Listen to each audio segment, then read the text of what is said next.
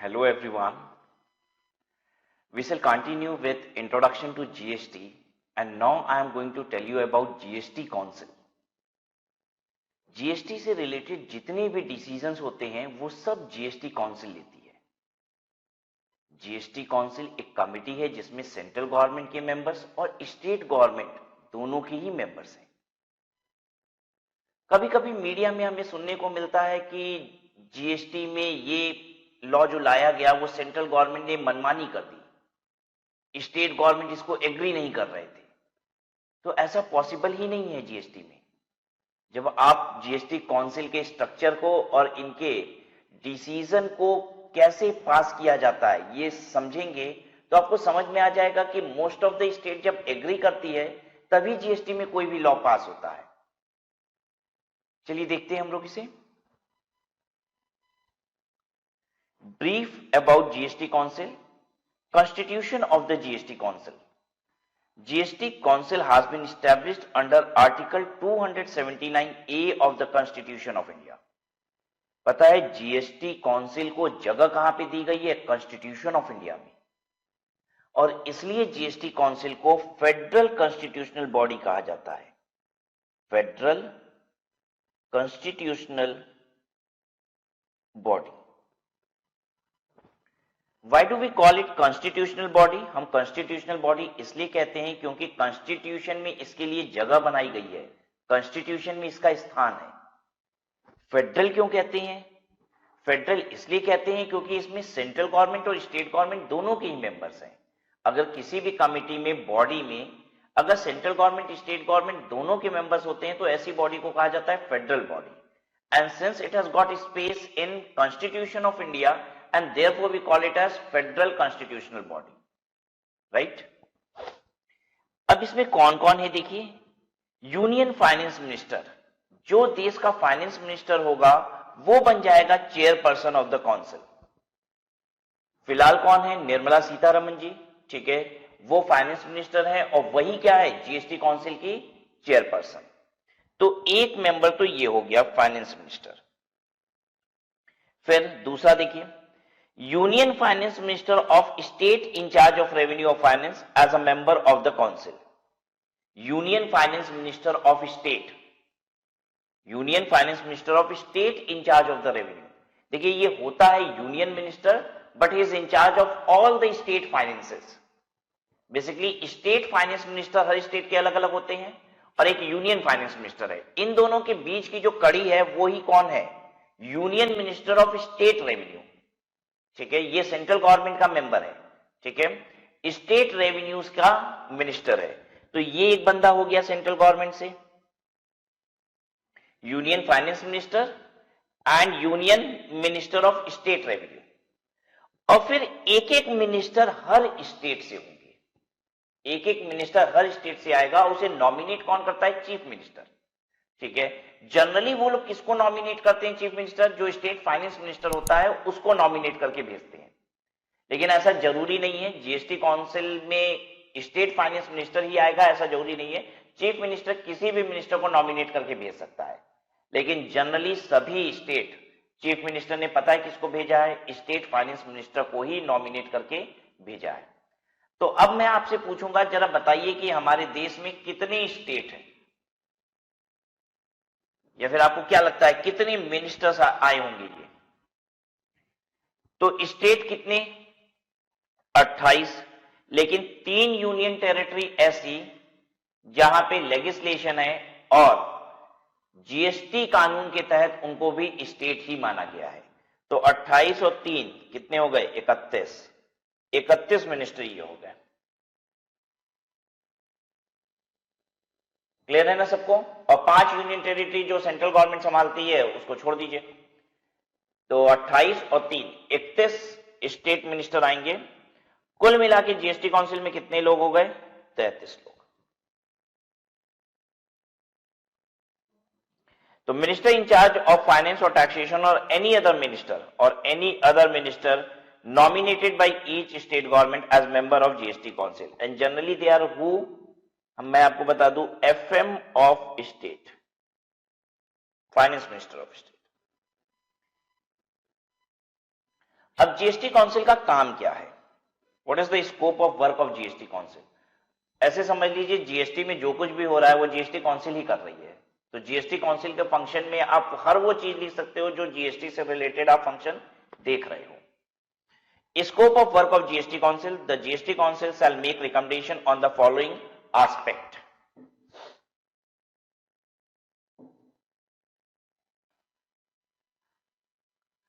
पहला है इसमें the taxes, cesses, surcharges levied by the center, state and the local bodies which may be subsumed in the GST. तो कहता है GST council का सबसे पहला काम कौन कौन से टैक्सेस जीएसटी में सबस्यूम होंगे। तो बेसिकली जब काउंसिल बनी थी तो सबसे पहले तो यही डिसीजन हो रहा था कौन कौन से टैक्सेस को जीएसटी में सबस्यूम कर लिया जाएगा, मतलब किन टैक्सेस को हटा के जीएसटी लाया जाए। Then the goods and services that may be subjected to और एग्जेम्प्टेड फ्रॉम जीएसटी, कौन कौन से गुड्स सब्जेक्टेड हैं to GST and what all are exempted from GST. मतलब जीएसटी किस पे लगेगा, किन गुड्स एंड सर्विसेज पे, और किन गुड्स एंड सर्विसेज पे नहीं लगेगा, ये भी कौन डिसाइड कर रहा है? GST council. तीसरा, date on which GST shall be levied on 5 petroleum products. फिलहाल तो जीएसटी 5 पेट्रोलियम प्रोडक्ट पे नहीं है। 5 पेट्रोलियम प्रोडक्ट क्या है? Crude, petrol, diesel, natural gas, ATF. इन पे अभी फिलहाल जीएसटी नहीं लग रहा है, लेकिन किस डेट से लगेगा ये कौन डिसाइड करेगा? GST council. और आपको बता दूं जल्द ही पेट्रोल को जीएसटी में लाने की तैयारी हो रही है। अभी राज्य सरकार मान नहीं रही है, ठीक है, कुछ राज्य सरकार तैयार हो गई है, कुछ स्टेट गवर्नमेंट अभी तैयार नहीं हुई है, बस उनको मनाना बाकी है, ठीक है। और मना के पेट्रोल को, पेट्रोलियम के सारे प्रोडक्ट को, 5 प्रोडक्ट को जीएसटी के दायरे में ले आया जाएगा।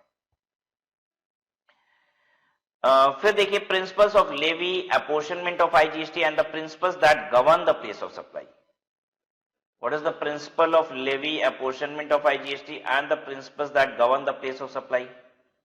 प्रिंसिपल्स ऑफ लेवी, जीएसटी कब अट्रैक्ट होगा, जीएसटी कब अट्रैक्ट होगा, इससे related law. Then apportionment of IGST, you very well know that कि आईजीएसटी की रेवेन्यू पहले जाती है सेंट्रल गवर्नमेंट को और फिर सेंट्रल गवर्नमेंट इसको डिस्ट्रीब्यूट कर देती है, किसको? कंज्यूमिंग स्टेट को, ठीक है। तो ये अपॉर्शनमेंट कैसे होगा ये भी जीएसटी काउंसिल डिसाइड करेगी। And the principles that govern the place of supply, and the principles that govern the place of supply. Place of supply क्या मानी जाएगी? मैं आपको बता दूं प्लेस ऑफ सप्लाई ये बहुत इंपॉर्टेंट फैक्टर है in order to understand whether CGST, SGST would be levied और IGST would be levied. 2 term होते हैं, एक होता है प्लेस ऑफ सप्लायर और दूसरा होता है प्लेस ऑफ सप्लाई।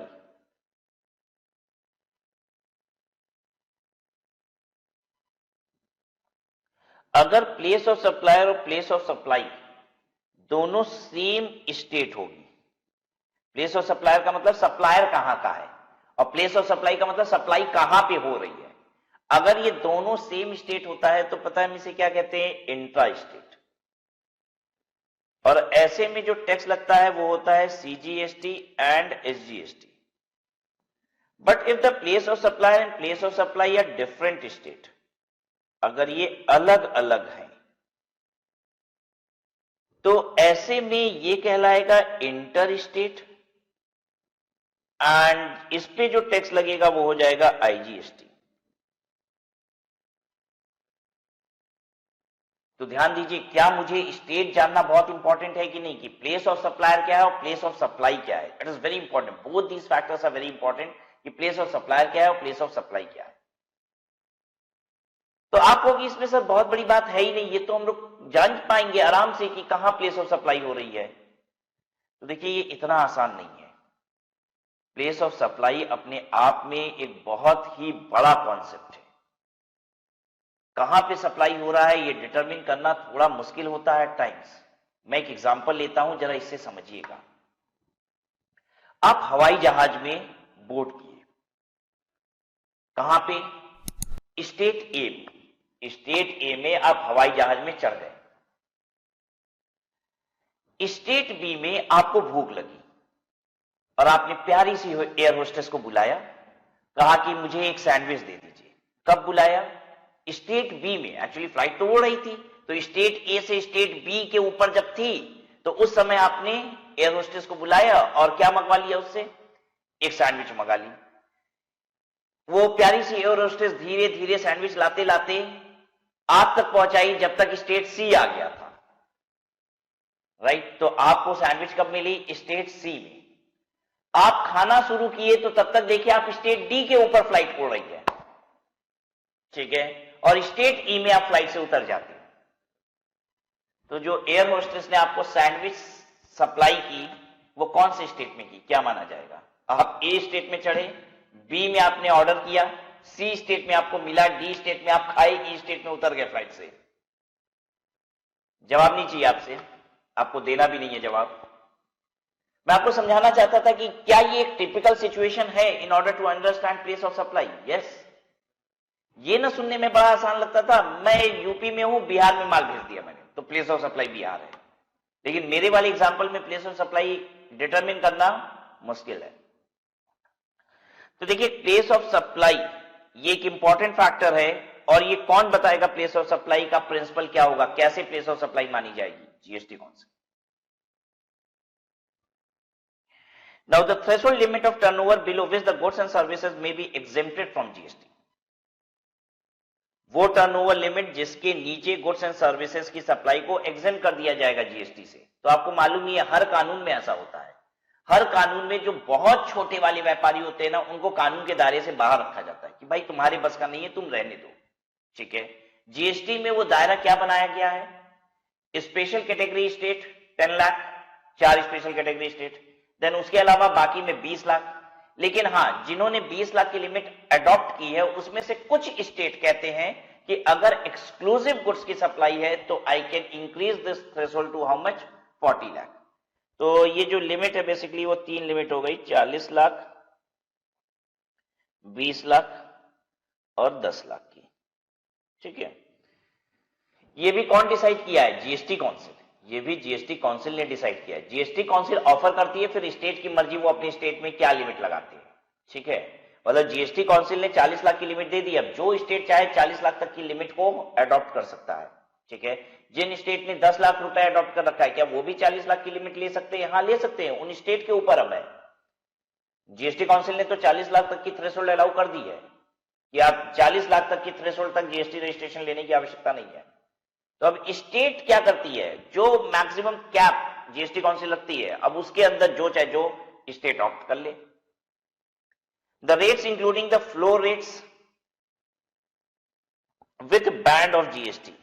जीएसटी का rate, floor rate, ground rate क्या होगा, ये कौन डिसाइड करेगा? GST council. अब जीएसटी काउंसिल ने मान लीजिए 18% डिसाइड किया है, तो मैंने आपको एक बात बताई थी कि इसमें 9% सीजीएसटी हो जाएगा और 9% एसजीएसटी होगा, लेकिन स्टेट गवर्नमेंट को 2% की फ्लेक्सिबिलिटी मिलती है, बताया था ना। तो ये जो 2% की फ्लेक्सिबिलिटी है, बैंड 2% का मिला हुआ है, ये भी किसने डिसाइड किया है? जीएसटी काउंसिल ने। This band is also given by GST council. Then any special rate or rates for a specified period to raise additional resources during any natural calamity or disaster. अगर कोई natural calamity और disaster होती है और सरकार उस national calamity और disaster से रेस्क्यू के लिए कुछ और पैसे कलेक्ट करना चाहती है, जीएसटी बढ़ा के लेना चाहती है, तो ये भी कौन डिसीजन पास करेगा? GST council. मैं एक रीसेंट एग्जांपल बताता हूं। अभी साउथ इंडिया में बाढ़ आ गई थी, केरला में बाढ़ आ गई थी, ठीक है, ये कुछ समय पहले की बात है। हालांकि केरला में बाढ़ आ गई थी, तो इन्होंने जीएसटी काउंसिल को रिक्वेस्ट किया, केरला गवर्नमेंट ने। उन्होंने कहा कि हम लोग सिगरेट पे जीएसटी का रेट बढ़ा देना चाहते हैं थोड़ा सा, और उससे थोड़ा ज्यादा पैसा आ जाएगा और हम लोग बाढ़ से थोड़ा सा राहत पा सकेंगे, ठीक है। मतलब जो भी अब उससे नुकसान हुआ बाढ़ वगैरह की वजह से, उसकी भरपाई कर पाएंगे। कैसे? जीएसटी का रेट बढ़ा के सिगरेट पे। केरला गवर्नमेंट ने ऐसा प्रपोजल दिया, किसको? जीएसटी काउंसिल ने। जीएसटी काउंसिल ने उसकी मंजूरी कर दी, ठीक है, और केरला गवर्नमेंट ने बढ़ा के टैक्स ले लिया। तो उन्होंने कई महीने तक, 4-5 महीने तक सिगरेट पे जीएसटी का रेट बढ़ा के लिया था, और उससे बाढ़ में जो भी नुकसान हुआ था उसकी भरपाई की गई। तो देखिए, गवर्नमेंट के पास कुछ आइटम ऐसा है ना जिसपे तो मनमाना रेट लगाते हैं सब, ठीक है। और वो क्या है? सिन गुड्स पकड़ते हैं और luxury goods, demerit goods and luxury goods, ये उनके पास रास्ते हैं कि जब मर्जी तब जितना चाहे जितना टैक्स बढ़ा दो और इनकी सेल पे असर भी नहीं आता। ठीक है, अब सिगरेट की सेल पे असर भी नहीं आएगा, वो गवर्नमेंट भी जानती है, रेवेन्यू बढ़ जाएगी।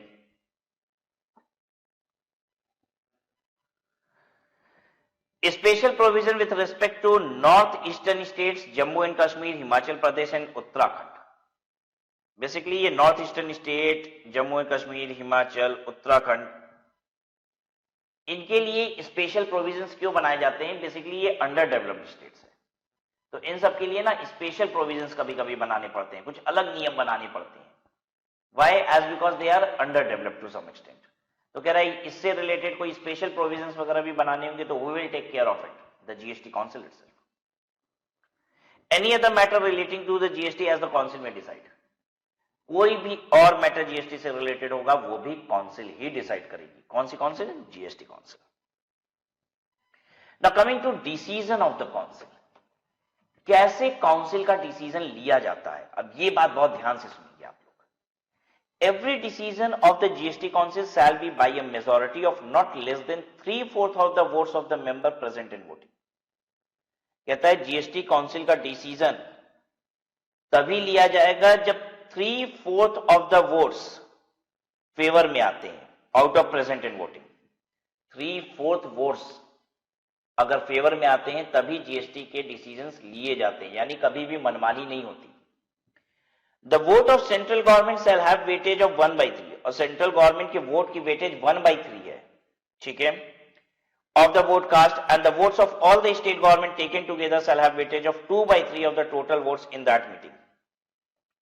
स्टेट गवर्नमेंट के वोट की वेटेज भी ज्यादा है, 2/3 वेटेज है स्टेट गवर्नमेंट के वोट की, और सेंट्रल गवर्नमेंट के वेट की वेटेज सिर्फ वो कितनी है? 1/3।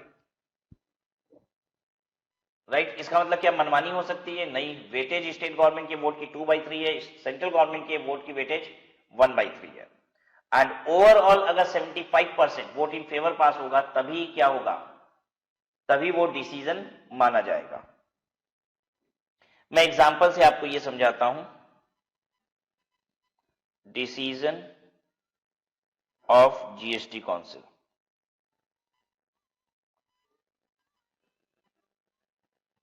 Decision of GST council.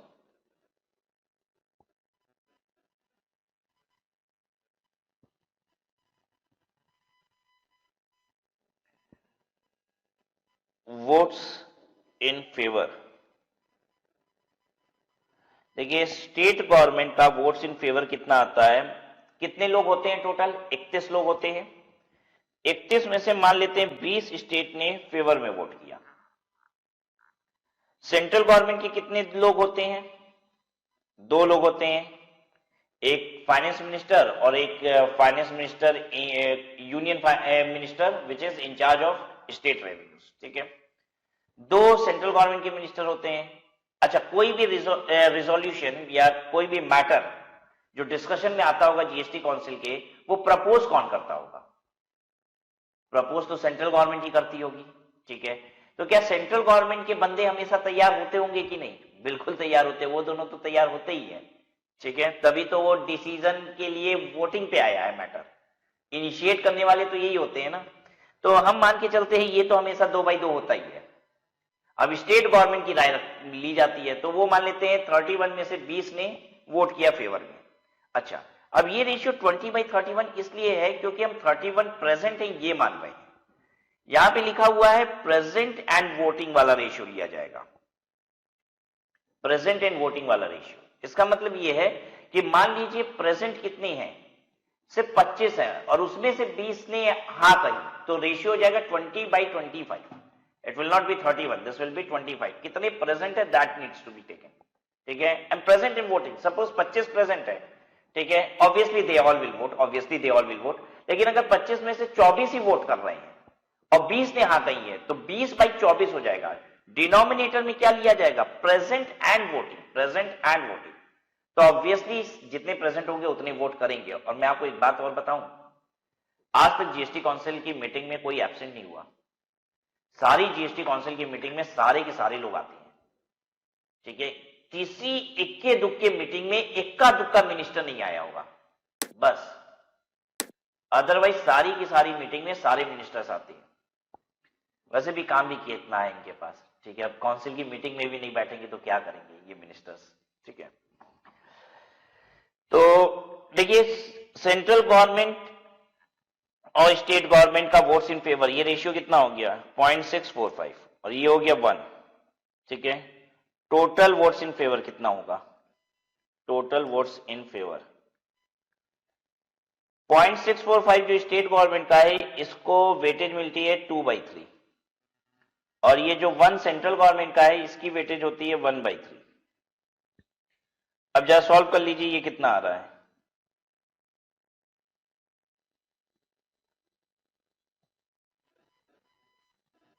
Point 0.76 का मतलब हो गया 76%, which is greater 75%, greater is equal to 75%. Therefore, decision is law. अब ये कानून बन गया जो डिसीजन है। Matter is passed by GST council, ठीक है। इसका मतलब ये हो गया कि मैटर जो भी डिस्कशन में था, matter of discussion passed by GST council.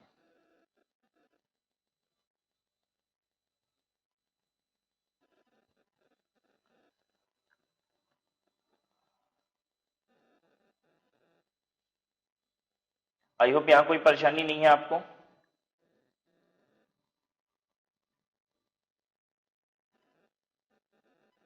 Now coming to next point, that is quorum of the meeting. The quorum at the various meetings shall be constituted by 1/2 of the total number of members of the GST Council present and voting. अगर आधे लोग भी नहीं आएंगे तो meeting को withdraw कर लिया जाएगा, मीटिंग होगी ही नहीं। कितने लोग होते हैं जीएसटी काउंसिल में, 33 लोग, आधे कितने हुए 17, ठीक है। तो मिनिमम 17 लोग आएंगे तभी जीएसटी काउंसिल की मीटिंग होगी, अदरवाइज मीटिंग को रोक दिया जाएगा, विड्रॉ कर दिया जाएगा, पोस्टपोन कर दिया जाएगा, अगली डेट पे मीटिंग को हेल्ड किया जाएगा, राइट। तो this was all about GST council. We shall continue with introduction to GST और अब मैं आपसे बात करूंगा क्लासिफिकेशन सिस्टम अंडर जीएसटी। आपको बताऊंगा HSN code and SSC code के बारे में। हमारे देश में जीएसटी सिस्टम में एक इंटरनेशनल कोडिंग सिस्टम चलती है जिसका नाम है एचएसएन। ये क्या है और ये कोड क्यों बनाया गया है, क्या आवश्यकता है इसकी जीएसटी में। हमारे देश में विभिन्न भाषाएं यूज होती हैं। एक ही कमोडिटी को, एक ही गुड्स को हम नॉर्थ इंडिया में कुछ और बोलते हैं, साउथ इंडिया में कुछ और बोलते हैं। बल्कि ऐसा ही नहीं है, नॉर्थ इंडिया में कुछ और साउथ इंडिया में कुछ और बोलते हैं। शायद कुछ प्रोडक्ट्स ऐसे भी होंगे जो शायद 10 अलग अलग तरीके से इंडिया में बोले जाते हैं। इवन हमारे देश में तो फल और सब्जियों के नाम भी अलग अलग हैं, अलग अलग प्रदेशों में। अब मैं आपको एक एग्जांपल से समझाता हूं क्या परेशानी आती अगर कोडिंग ना की जाती। जितने भी गुड्स एंड सर्विसेज है ना, इन सब के लिए कोड बनाया गया है और गवर्नमेंट कोड पे रेट अलॉट करती है, कहती है इस कोड का रेट ये है 82964310, इसका कोड कितना है 18%। इस कोड का रेट ऑफ जीएसटी कितना है 18%। और उस कोड के आगे डिस्क्रिप्शन लिखा जाता है। ऐसा क्यों? मान लीजिए गवर्नमेंट ने लिख दिया होता रेट कोल्ड ड्रिंक का 28%, कोल्ड ड्रिंक का 28%। तो अब मैं आपसे पूछ रहा हूं कोल्ड ड्रिंक का मतलब क्या? तो आप कहोगे सर कोल्ड ड्रिंक का मतलब तो होता है पेप्सी, कोको कोला। तो कुछ लोग पेप्सी और कोको कोला पे 28% लगा रहे हैं, लेकिन कुछ लोग कह रहे हैं कोल्ड ड्रिंक का मतलब है any drink which is cold. अरे कोई भी पीने वाली चीज जो ठंडी है वो कोल्ड ड्रिंक है। तो अगर ठंडा पानी भी है तो उस पर भी जीएसटी कितना लगेगा 28%। बताइए ऐसा कंफ्यूजन मार्केट में होगा कि नहीं होगा? तो सरकार कोल्ड ड्रिंक नहीं लिखती है, सरकार कोड लिखती है और कोड के बगल में डिस्क्रिप्शन लिखती है। डिस्क्रिप्शन क्या होगा? डिस्क्रिप्शन होगा, इसका डिस्क्रिप्शन मैं आपको बताता हूं कैसे लिखा हुआ है। लिखा हुआ है flavoured water containing gas packaged इन अ बॉटल। कितनी बढ़िया कोल्ड ड्रिंक की डेफिनेशन, माजा पेप्सी की डेफिनेशन ऐसी नहीं है, कोल्ड ड्रिंक उसको ऐसे बोला है सरकार ने। फ्लेवर्ड वाटर फ्लेवर वाला पानी है, ठीक है, with gas in it, gas डला हुआ है, पैकेज्ड इन अ बॉटल, बॉटल में पैक किया हुआ है, और भी कुछ कुछ लिखा हुआ है। अब इससे बात क्लियर हो गई। अब तुम कोल्ड ड्रिंक कहते हो, पेप्सी कहते हो, कोको कोला कहते हो, ठंडा कहते हो, व्हाटएवर, आप जो भी कहते हो, इस बात से फर्क नहीं पड़ता। आप देखो ये डिस्क्रिप्शन मैच हो रही है कि नहीं आपके प्रोडक्ट से, हो रही है। तो हो रही है तो अब 28% लगेगा। अब जो डिस्क्रिप्शन अभी हमने बोली flavoured water with gas in it, क्या इससे ठंडा पानी मैच हो रहा है इस डिस्क्रिप्शन से? नहीं, वो तो प्लेन पानी है, फ्लेवर्ड वाटर तो है नहीं, तो वो इस डिस्क्रिप्शन से मैच नहीं हो रहा है, यानी ये इस रेट से बाहर है, इसका कोई और कोड होगा। और ये जो कोडिंग सिस्टम है ना, ये पूरी दुनिया में एक ही चल रहा है। ये इंटरनेशनल कोडिंग सिस्टम है, ऐसा नहीं है कि हमारे देश में ये सिस्टम बनाया गया है। ये इंटरनेशनल कोडिंग सिस्टम है जिसको हमने भी अडॉप्ट किया है। कोडिंग हमने अडॉप्ट की है, रेट अपना लिखा है, कोडिंग हमने अडॉप्ट की है, ठीक है, कि ये कोड होता है इस डिस्क्रिप्शन का, तो वो तो इंटरनेशनल कोड हमने अडॉप्ट कर लिया, रेट हमने अपना चिपका दिया सरकार ने कि हमारे यहां जीएसटी का रेट ये होगा इस कोड पे। तो गुड्स के लिए जो कोड यूज होता है उसे हम बोलते हैं HSN, HSN harmonise system of nomenclature, ठीक है। और जो सर्विसेज के लिए कोड होता है उसे हम कहते हैं SAC, सर्विस अकाउंटिंग कोड, ठीक है। आइए बताता हूं आपको। और ये जो HSN कोड होता है ना, ये 8 डिजिट का कोड होता है, 8 डिजिट कोड, मतलब कुछ इस तरीके से होगा, मान लीजिए 81429627। अब मुझे कोड मालूम नहीं है कि क्या है, ये तो मैंने अपने से 8 डिजिट लिख दिया है, हो सकता है ये किसी आइटम का हो, तो आप उससे मैच मत करिएगा, ठीक है। और नहीं तो मैं एक काम करता हूं, इसकी जगह 00 लिख देता हूं, नहीं तो बच्चे फंसा देंगे मुझे। 4 5 6 7 8, तो 8 डिजिट का इस तरीके से कोड होता है। अब ये कोड का मतलब क्या होता है, मैं थोड़ा सा मतलब समझाता हूं आपको।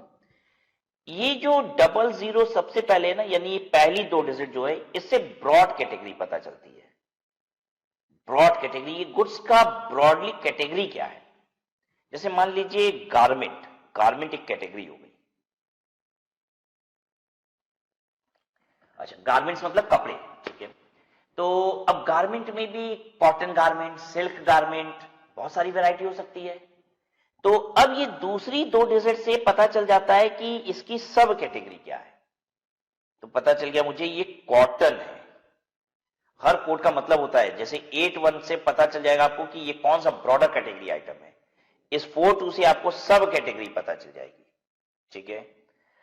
अब बाकी इसके बाद वाली 2 डिजिट से आपको पता चलता है ये आइटम क्या है। जैसे अब मुझे पता चला ये गारमेंट है, कॉटन है, शर्ट है, ओके। अब बहुत स्पेसिफिक होना है तो आखिरी की 2 डिजिट पे जाइए, इस कोड से आपको समझ में आ जाएगा कि स्पेसिफिकली ये आइटम क्या है। तो पता चला शर्ट भी तो मेल और फीमेल हो सकती है, तो ये शर्ट कौन सी थी, मेल।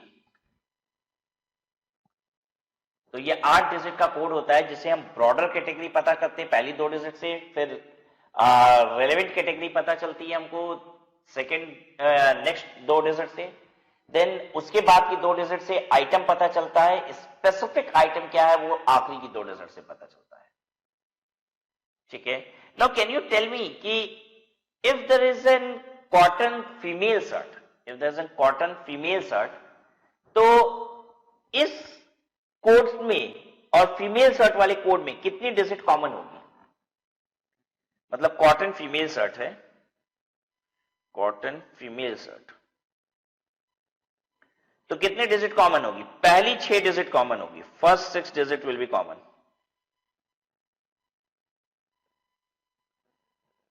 क्योंकि गारमेंट है, ये भी कॉटन है, शर्ट है, आखिरी की 2 डिजिट बदल जाएगी, वो फीमेल का कोड होगा, राइट। अच्छा, एक बार मैं ऐसे ही बता रहा था तो एक बच्चे ने कहा सर यूनिसेक्स शर्ट है, तो मतलब मेल फीमेल दोनों पहन सकते हैं। हमने कहा बच्चों लाखों करोड़ों इसमें, ये लाखों की संख्या में ये क्या है, कोड्स है, ठीक है। क्या किसी को भी ये सारे कोड्स याद है, किसी को नहीं याद है। अब क्या होता होगा, गवर्नमेंट ने कुछ बनाया होगा उसके लिए भी, I do not know it, ठीक है। ना आपको जानने हैं, मुझे तो बस सिस्टम समझना है कि ये कोड कैसे होता है, कैसे वर्क करता है।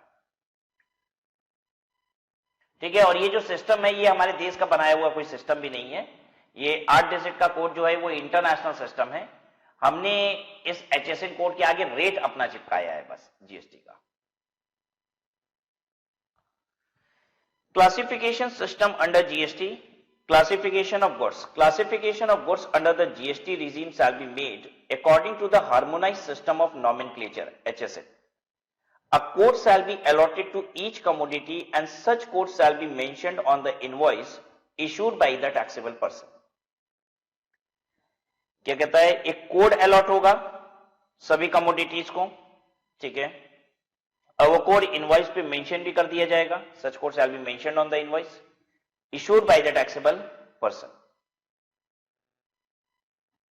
तो HSN कोड आपको अपनी इनवॉइस पर लिखना है, ठीक है, क्योंकि जब हम आइटम का सिर्फ नाम लिखते हैं ना तो इससे समझ में नहीं आता जीएसटी का रेट सही लगाया गया है कि नहीं। क्यों? क्योंकि आइटम के नाम को तो पूरे देश में अलग अलग नाम से पुकारा जाता है, विभिन्न भाषाओं वाला देश है हमारा, ठीक है, तो आइटम के नाम से पता थोड़ी ना चलेगा सही रेट लगाए हो कि नहीं जीएसटी का। कोड लिखो भैया अपना, तो गवर्नमेंट ने कहा है।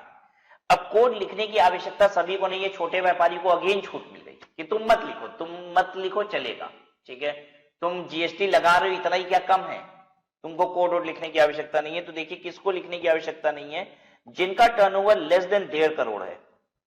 अगर साल भर का टर्नओवर आपका 1.5 करोड़ रुपए से कम है तो आपको HSN नहीं लिखना इनवॉइस पे, चलो बच गए, HSN नहीं लिखना इनवॉइस पे। अगर आपका टर्नओवर 1.5 करोड़ से लेके 5 करोड़ के बीच है तो आप सिर्फ 2 डिजिट HSN कोड की लिख दीजिए, कह रहा है बस 2 डिजिट लिख दीजिए तो भी काम चलेगा, मतलब जरूरत है कि बस 2 ही डिजिट लिख लीजिए, ठीक है। अब आपकी मर्जी, आप 8 डिजिट लिखना चाहते हो तो लिखो, सरकार मना तो ही ना करेगी। अच्छा, जो 1.5 करोड़ से कम वाले टर्नओवर वाले हैं वो भी HSN कोड लिखना चाहते हैं, वो भी पूरी 8 डिजिट लिख सकते हैं। अरे आप अच्छा करोगे तो सरकार को क्यों बुरा लगेगा, सरकार तो आपको कह रही है नहीं लिखोगे तो भी चल जाएगा, ये कह रही है, अब लिखोगे तो अच्छी बात है। अच्छा, अब 2 डिजिट लिखना है 1.5 करोड़ से 5 करोड़ वालों को, तो कौन सी 2 डिजिट लिखनी है? मैं आपको डिजिट बता रहा हूं, जैसे 81654327 है, तो कौन सी 2 डिजिट लिखनी है? पहली 2 डिजिट लिखने को कह रहा है या आखिरी 2 डिजिट? कौन सी 2 डिजिट?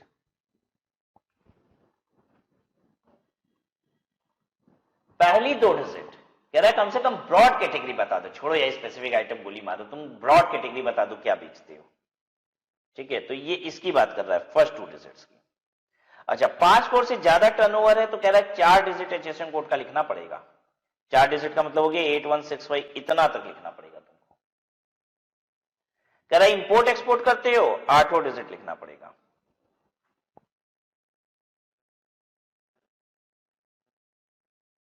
राइट, अब एक बात बताएं आपको, प्रैक्टिकली मार्केट में कहीं से भी बिल ले आइए, आपको 8 डिजिट मिलती है लिखी हुई। इसमें पंगा क्या है, कौन सी बहुत बड़ी बात है?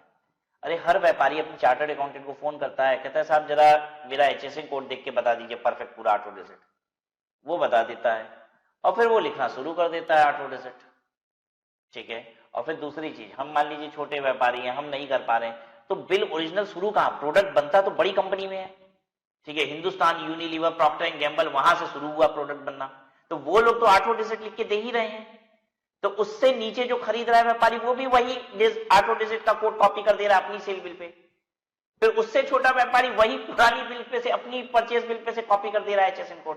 तो मार्केट में आप देखेंगे कि HSN कोड सभी कोई 8 डिजिट लिख रहा है, पंगा भी नहीं है, कोई हर दिन चेंज थोड़ी ना हो रहा है। एक बार मेरे कमोडिटी का मुझे पता चल गया कि HSN कोड क्या है, तो हर इनवॉइस में मुझे वही लिखना है, राइट। तो everybody is typing full 8 digit HSN code, market में यही देखने को मिल रहा है। Now coming to SAC code. SAC code,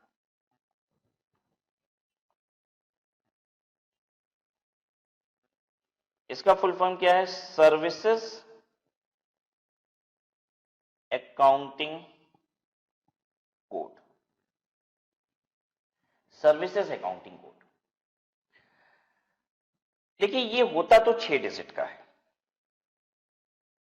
ये होता तो 6 डिजिट का है, और जब जीएसटी नहीं आया था तो इसके पहले होता था सर्विस टैक्स, और सर्विस टैक्स में भी यही कोड चलता था, एसएसी कोड।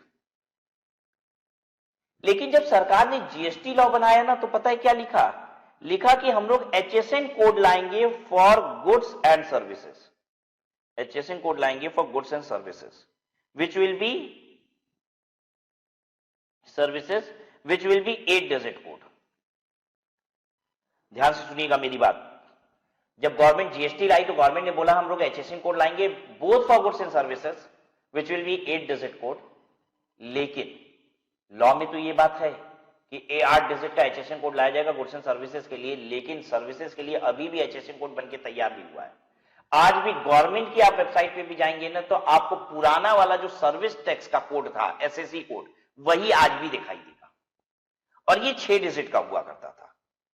तो सरकार ने लॉ में क्या लिखा है? लिखा है कि वो सर्विस अकाउंटिंग कोड पे हम आगे 00 लगा देंगे और फिर 6 डिजिट का एसएससी कोड। तो ये क्या बन जाएगा? 8 डिजिट का एचएसएन कोड, अब हम इसको बोलेंगे। लेकिन गवर्नमेंट ने खुद अभी तक ऐसा नहीं किया। गवर्नमेंट पहले खुद तो अपनी वेबसाइट पे अपलोड कर दे 00 लगा के एचएसएन कोड की तरह इसको, तब तो हम लोग बोलना शुरू करें। तो मार्केट में यू विल फाइंड कि आज भी लोग एसएससी कोड बोल रहे हैं और 6 डिजिट लिख रहे हैं। लेकिन गवर्नमेंट ने हालांकि लॉ में यह बात स्पेसिफाई कर दी है कि this has to be an 8 digit HSN code for both goods and services. And how will this HSN code be created?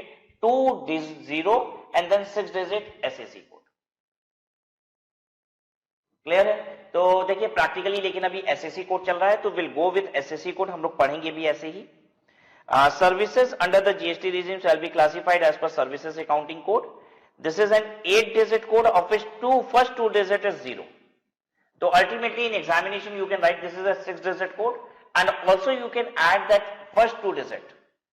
First two digit is 0, so it becomes 8 digit code too. इसलिए 8 digit का code भी है। तो दोनों चीजें है ना। देखिए लॉ में 8 डिजिट बोल रहे हैं और प्रैक्टिकली अभी 8 डिजिट कहीं आया नहीं है। ठीक है, गवर्नमेंट ने आज तक कोई लिस्ट एसएससी कोड की जारी नहीं की जिसमें 8 डिजिट दिखाया हो। तो विल स्पीक हाउ, हम लोग दोनों बात बोल सकते हैं यहाँ पे।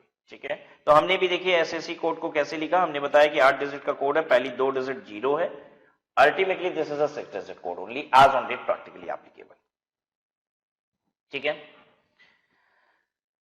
we shall now look at some of the definitions under GST. आइए देखते हैं।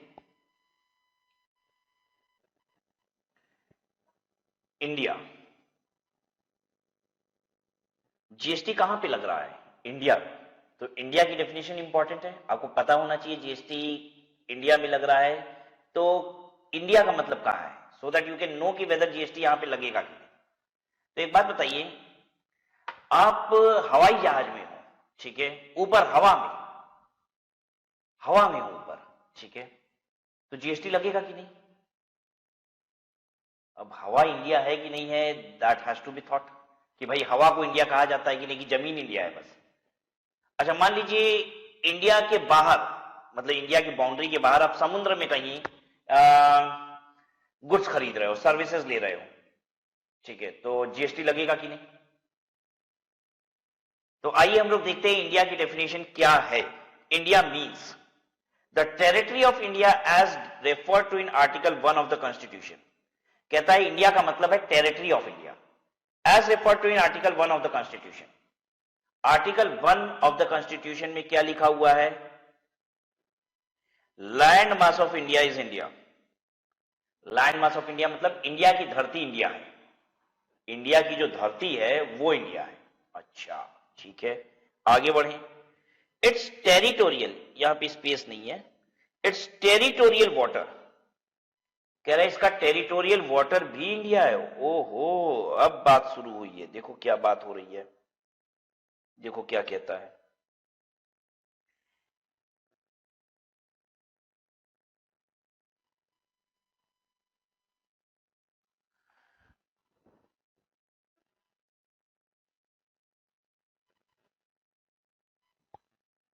देखो ये पानी है, इधर सबको मालूम है ना, इधर तो समुद्र है।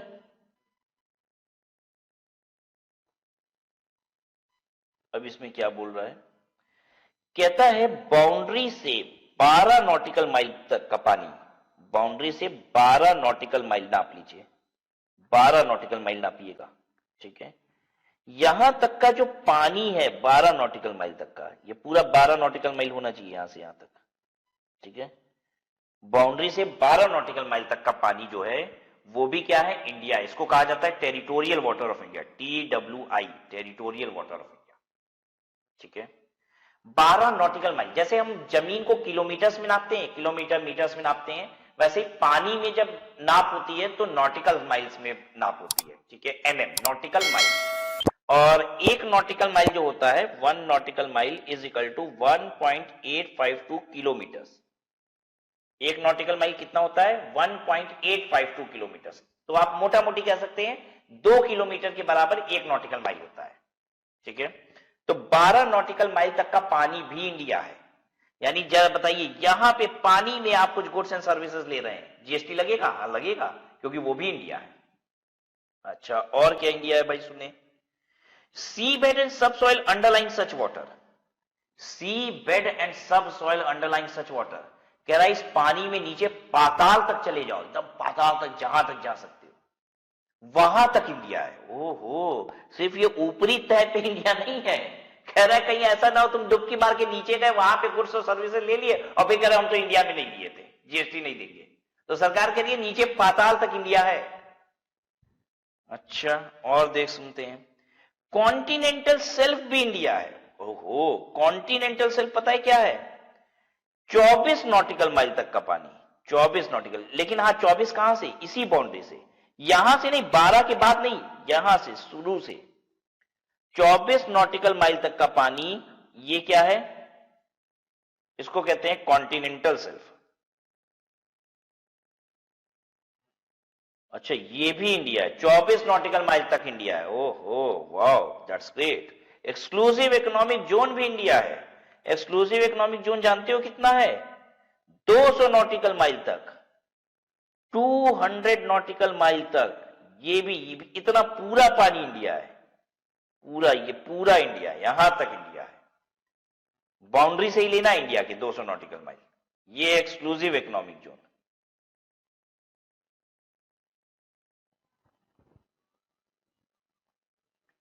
ठीक है, तो यहां तक इंडिया है। और एनी अदर मैरीटाइम जोन, कोई और मैरीटाइम जोन को भी इंडिया बनाया जा सकता है, मतलब कोई भी और सी जोन को भी इंडिया बनाया जा सकता है, मतलब गवर्नमेंट नोटिफिकेशन के जरिए कोई और भी सी जोन को इंडिया बना सकती है। तो बहुत हो गया भाई साहब, कितना पूरा पूरा पानी जितना विश्व में सबको इंडिया बनाओगे क्या, बहुत बना लिए, ठीक है। फिर और क्या कहता है, कहता है the air space above it's territory and territorial water, ये जो धरती है और जो पानी है उसके ऊपर जितनी हवा है, आसमान तक इंडिया है। बड़ी सुंदर बात, धरती इंडिया, बगल का पानी इंडिया, उसमें नीचे पाताल तक इंडिया, ऊपर पूरी हवा इंडिया। मतलब ऊपर हवा में लटक के भी गुड्स एंड सर्विस लोगे तो भी जीएसटी लगेगा, ठीक है। The definition of India extends not only to the land mass but also to the territorial water and the air space above the Indian territory and territorial water. Hence, all the supplies made in such areas will be treated as supplies made in India. Example, musical performance by an artist on board a ship sailing from Chennai to Visakhapatnam.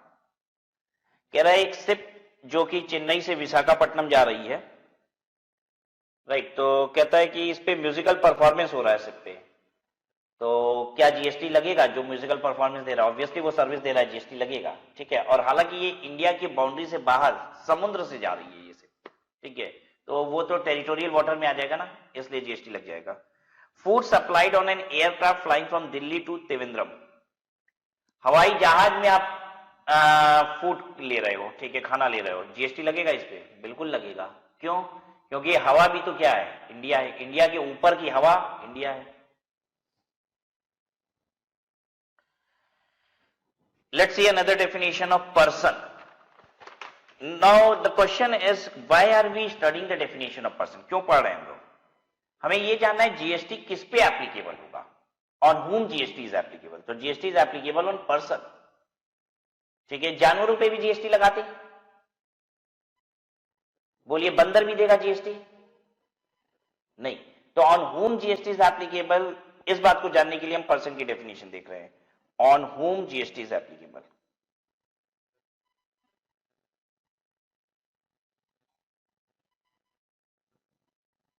Person includes, person की definition में कौन कौन आता है?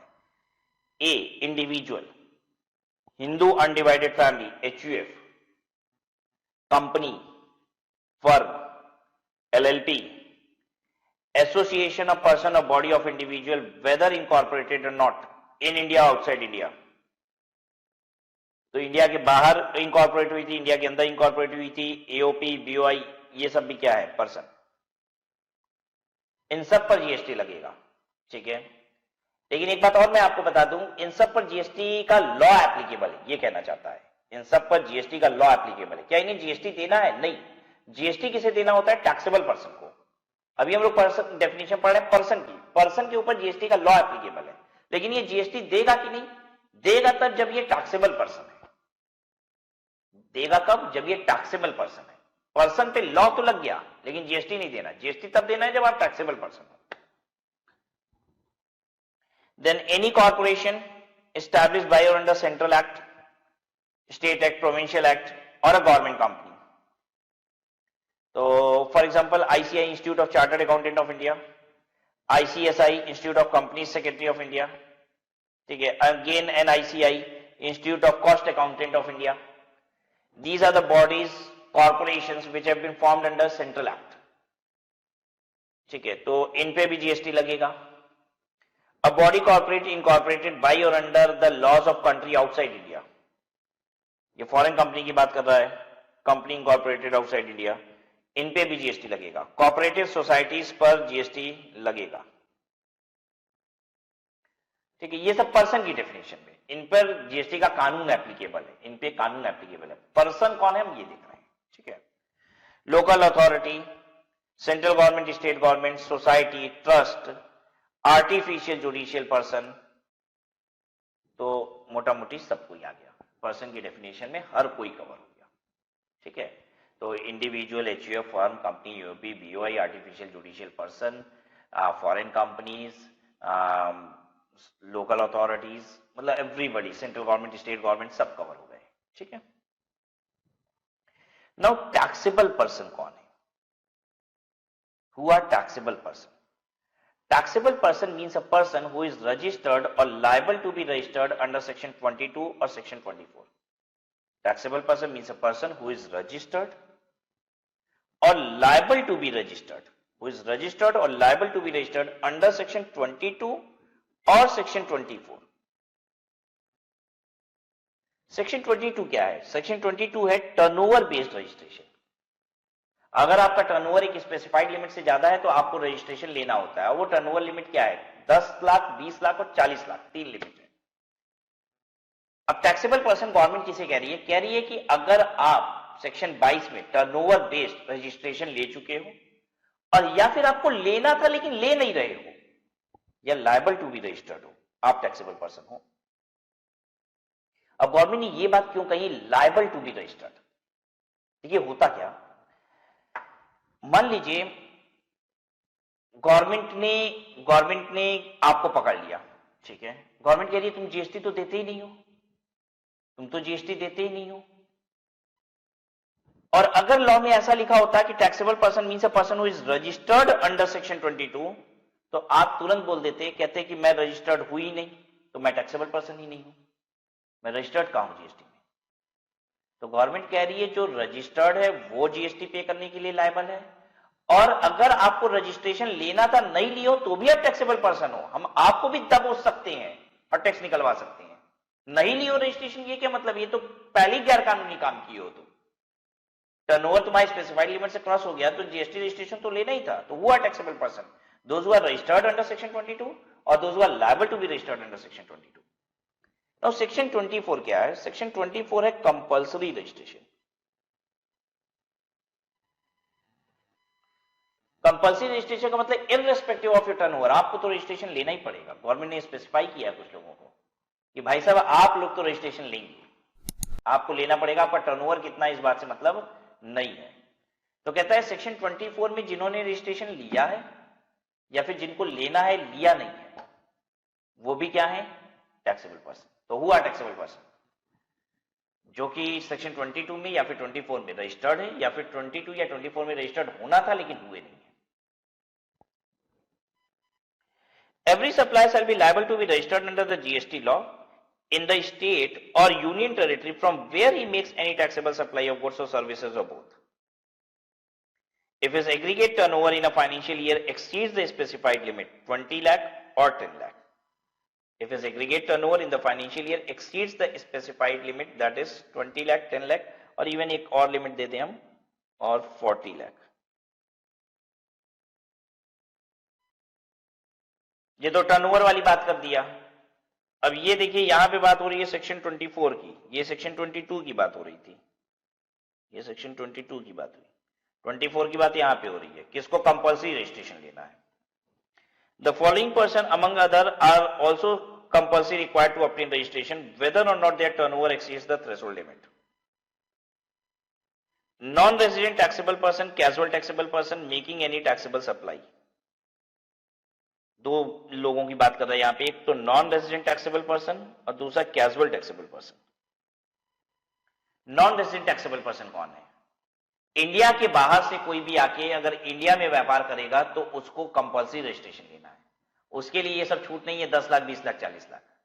याद रहेगा आपको कि अगर एक नॉन रेजिडेंट इंडिया में सप्लाई करता है तो उससे इंडिया में आके सप्लाई करता है तो उसे जीएसटी का रजिस्ट्रेशन लेना है इररिस्पेक्टिव ऑफ टर्न। अब ये कैजुअल टैक्सेबल पर्सन कौन है? कैजुअल टैक्सेबल पर्सन उसे कहते हैं जो रजिस्टर्ड है यूपी में। मान लीजिए मैं यूपी में रजिस्टर्ड हूं, ठीक है, यूपी से ही सप्लाई करता हूं, लेकिन मैंने कुछ सामान अपना झोला में भरा, ठीक है, ट्रेन पकड़े और बिहार निकल गए। अब बिहार में ठेला लगा के अब हम बेचेंगे अपना माल कुछ। मेरी दुकान है, प्रॉपर दुकान है, ठीक है, या फिर ऐसे समझ लीजिए बिहार में कोई शो वगैरह लगा हुआ है, ठीक है, जहां पे हम अपना माल शोकेस करके बेच सकते हैं, तो हम वहां पे झोला लिए और लेके चले गए, बिहार से माल बेचेंगे, तो मैं कहलाता हूं कैजुअल टैक्सेबल पर्सन। मुझे जीएसटी में रजिस्ट्रेशन लेना पड़ेगा बिहार में।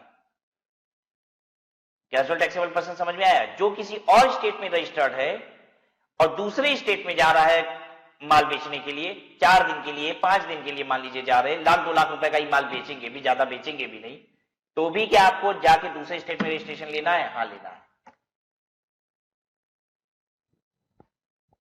ठीक है। तो ये होते हैं कैजुअल टैक्सेबल पर्सन, इनको कंपल्सरी रजिस्ट्रेशन लेना है। फिर recipient of supplies of goods और services that are notified for tax on reverse charge basis. Reverse charge mechanism शायद आपको मालूम होगा, थोड़ा बहुत आइडिया होगा इसका,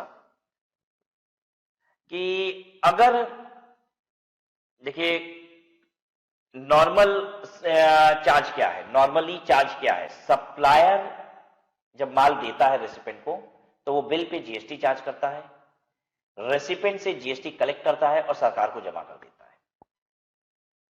लेकिन ये रिवर्स चार्ज वाला सिस्टम क्या है, जिसमें जीएसटी सप्लायर रेसिपिएंट से कलेक्ट नहीं करता, रेसिपिएंट जीएसटी को खुद सरकार को देता है। मैं फिर से बताता हूं, मान लीजिए सप्लायर ने ये बिल बनाई 100 प्लस 18 रुपया जीएसटी 118 रुपया। तो पता है नॉर्मली क्या होता है, व्हाट इज नॉर्मल प्रोविजन, कि हम 118 रुपया सप्लायर को दे देते हैं और सप्लायर ये 18 रुपए की जीएसटी सरकार को देता है। रिवर्स चार्ज मैकेनिज्म क्या है, जिसमें हम 18 रुपए की जीएसटी सप्लायर को नहीं देंगे, सप्लायर ये बिल देगा तो हम 100 रुपए उसको पकड़ाएंगे और 18 रुपए की जीएसटी हम सरकार को देंगे। ये है रिवर्स चार्ज, ठीक है। एक्चुअली ये सेक्शन 9(3) की बात कर रहा है। रिवर्स चार्ज दो सेक्शन में दिया हुआ है, चार्जिंग सेक्शन 9(3) में भी और 9(4) में भी, ठीक है। हम ज्यादा अभी डिस्कस करना नहीं चाहते हैं क्योंकि चार्जिंग सेक्शन आपको पढ़ाना बाकी है, ठीक है। अभी हम लोग ने कुछ पढ़ा नहीं है, जीएसटी की ओरिएंटेशन चल रही है, आप ऐसे समझ लीजिए। ये 9(3) की बात कर रहा है, जब चार्जिंग सेक्शन पढ़ेंगे तो आप इसे देख लेंगे। Recipient of supplies of goods और services that are notified, section 9(3) में कुछ गुड्स एंड सर्विसेज को नोटिफाई किया गया है, जहां पे ये साफ साफ बता दिया गया है कि जो रेसिपिएंट होगा वही जीएसटी सरकार को देगा। तो कह रहा है कि अगर आप वो गुड्स एंड सर्विसेज जो नोटिफाई किए गए उसके रेसिपिएंट हो तो भैया आपकी जिम्मेदारी है जीएसटी पे करना। तो आपका टर्नओवर कितना है ये नहीं देखा जाएगा। आप सेक्शन 9(3) वाले गुड्स एंड सर्विसेज को रिसीव करते हैं, आपकी लायबिलिटी है वो जीएसटी सरकार को देने की, तो आप जीएसटी में रजिस्ट्रेशन लीजिए। अब आपका टर्नओवर कितना है उससे मतलब नहीं है, ठीक है। मेरा आउटवर्ड सप्लाई कितना है इस बात से मतलब नहीं है। क्यों? क्योंकि मेरी इनवर्ड सप्लाई पे मुझे जीएसटी देना है, क्योंकि मुझे अपनी इनवर्ड सप्लाई पे जीएसटी देना है। क्लियर है बात? Now next, person such as agent who make taxable supplies on behalf of other taxable person. Person such as agent who make taxable supplies on behalf of other taxable person. अगर आप agent हैं और दूसरे taxable person के behalf पे supply करते हैं तो आपको भी रजिस्ट्रेशन लेना पड़ेगा। एजेंट की चर्चा भी बहुत लंबी चौड़ी होनी है फ्यूचर में, ठीक है। अभी आप समझ लीजिए ये सब बेसिकली आप माइंड मेकअप कर रहे हो, बस तैयारी चल रही है लॉ को समझने की। Electronic commerce operator, who are electronic commerce operator? Electronic commerce operator उन्हें कहते हैं जो एक इलेक्ट्रॉनिक प्लेटफॉर्म बनाते हैं जहां पे बायर और सेलर मिलते हैं, जैसे कि फ्लिपकार्ट, अमेजॉन, ये क्या है? इलेक्ट्रॉनिक कॉमर्स ऑपरेटर है, ठीक है। और भी इलेक्ट्रॉनिक कॉमर्स ऑपरेटर हमारे देश में काम कर रहे हैं, ओला, ठीक है, स्विगी, जोमैटो, ये सब क्या है? इलेक्ट्रॉनिक कॉमर्स ऑपरेटर है। इनका काम है, इन्होंने एक इलेक्ट्रॉनिक प्लेटफॉर्म बनाया, बायर सेलर मिल रहे हैं, अपना धंधा कर रहे हैं और ये लोग कमा रहे हैं। यही तो हो रहा है। जोमैटो क्या खाना बना के दे रहा है? नहीं, रेस्टोरेंट वाला खाना बना रहा है, कस्टमर खाना खरीद रहा है, उसके पे कमा रहा है जोमैटो, राइट। तो बेसिकली ये बायर और सेलर को मिलाते हैं, इनका काम ये होता है। तो इनको क्या कहा जाता है? Electronic commerce operator. क्या बोलते हैं इन्हें? ईसीओ, ठीक है। फ्लिपकार्ट, अमेजॉन, स्विगी, जोमैटो, ओला, ये सब क्या है? ईसीओ है। कह रहा है ईसीओ को रजिस्ट्रेशन कराना ही पड़ेगा, और जो इन ईसीओ के थ्रू माल देंगे उनको भी क्या करना है? रजिस्ट्रेशन लेना है, ठीक है। Then person supplying OIA DAR services from a place outside India to unregistered person in India. OIA DAR का मतलब क्या होता है? Online information access, online information access नहीं, online information and data access, data access retrieval services. ये OIDA services क्या है? Online information and data access retrieval services. पता है इसका मतलब क्या होता है? नाम इतना लंबा चौड़ा सर्विस का, online information and data access retrieval services. ये वो सर्विसेज है जो इंटरनेट चालू तो चालू, इंटरनेट बंद तो बंद, इंटरनेट चालू तो चालू, इंटरनेट बंद तो बंद, ऐसी सर्विसेज को कहा जाता है online information and data access retrieval services. लेकिन कुछ हद तक ऐसा नहीं भी है, मैं अभी ये समझाने की कोशिश करता हूं। जैसे एक ऐप आता है गाना, जिसपे आप गाना सुन सकते हैं, राइट। तो क्या होता है, आप ऑनलाइन है, गाना सुनिए, हाँ, आप उसी ऐप के अंदर डाउनलोड भी कर सकते हैं और फिर ऑफलाइन भी सुन सकते हैं, लेकिन ऐप के बाहर नहीं, उस सर्विस को ऐप के अंदर ही ले सकते हैं। तो ऐसी सर्विसेज कहलाती है OIDAR सर्विसेज। अब देखिए गवर्नमेंट ने इनको रजिस्ट्रेशन के लिए क्यों बोला है, मैं आपको समझाता हूं। गवर्नमेंट को यह बात बहुत चुभ रही थी। आप गूगल प्ले स्टोर पे जाते हो, बहुत सारे ऐप पेड ऐप होते हैं, 10 रुपए का, 20 रुपए का, 50 रुपए का, $1 का, $2 का, और कभी कभी हम उस ऐप को फटाक से बाई कर लेते हैं। कुछ गेम्स के ऐप आते हैं, ठीक है, वो भी $1, $2 के लोग बाई करते हैं, परचेज करते हैं। बहुत सारी विदेशी कंपनियों ने गूगल प्ले स्टोर पे वो ऐप डाल रखी है, ठीक है, और हमारे देश में लोग उस ऐप को डाउनलोड करते हैं, पेमेंट करते हैं। अब हमारी सरकार कह रही है कि वो विदेशी कंपनियां गूगल ऐप पे पैसा डाल दी है, हमारे देश के लोग उस ऐप को खरीद रहे हैं, तो पैसा जा रहा है विदेश में, जीएसटी तो हमको मिल ही नहीं रही है। तो विदेशी कंपनियां हैं, ठीक है, उन्होंने रजिस्ट्रेशन भी नहीं लिया इंडिया में। तो अब गवर्नमेंट को यहीं पे आपत्ति हो गई। तो गवर्नमेंट कहती है तुम OIDAR सर्विस अगर दे रहे हो, ठीक है, और इंडिया से कोई भी बाई करता है तो तुमको क्या करना होगा? रजिस्ट्रेशन लेना होगा जीएसटी में, और अगर नहीं लोगे तो हम गूगल प्ले स्टोर से वो ऐप का डाउनलोड होना इंडिया में बैन कर देंगे, इंडिया में डाउनलोड ही नहीं हो पाएगा। आई बात समझ में? अब देखिए क्यों ऐसा कह रहा है अनरजिस्टर्ड, मतलब from a place outside India to an unregistered person in India. क्यों रजिस्टर्ड पर्सन की बात नहीं कर रहा है? क्योंकि अगर हम रजिस्टर्ड पर्सन है और इंडिया के बाहर से मुझे कोई सर्विस दे रहा है तो इसे कहा जाता है इंपोर्ट ऑफ सर्विस। ये इंपोर्ट ऑफ सर्विस हो गया। क्या मैं इस पे जीएसटी पे करता हूं? हाँ पे करता हूं सरकार को, मैं खुद पे करता हूं। ये रिवर्स चार्ज में आता है जहां पे रेसिपेंट को जीएसटी सरकार को देना पड़ता है। तो इसलिए रजिस्टर्ड पर्सन को जो सर्विस दी जा रही है उसकी बात नहीं कर रहा है, ये छोटे मोटे परचेज की बात कर रहा है। आप विदेशी वेबसाइट पे जाते हो, कुछ आप खरीद लेते हो ऑनलाइन, ठीक है, कोई सर्विस वगैरह खरीद लेते हो, कोई गेम खरीद लेते हो, गवर्नमेंट उसकी बात कर रही है, कह रही है वहां पे जीएसटी तो मिल नहीं पाता है, तो वहां इसलिए कह रही है ओआईडीआर देते हो तो तुम इंडिया में रजिस्ट्रेशन कराओ और जितना तुम्हारा माल इंडिया में बिकेगा उस पर जीएसटी इंडिया में देनी पड़ेगी तुम्हें। अब ये देखिए, ये मैं इस नोट पैड पे लिखता हूं ना, ये नोट पैड भी मैंने प्ले स्टोर से डाउनलोड किया है और ये $6 का ऐप है।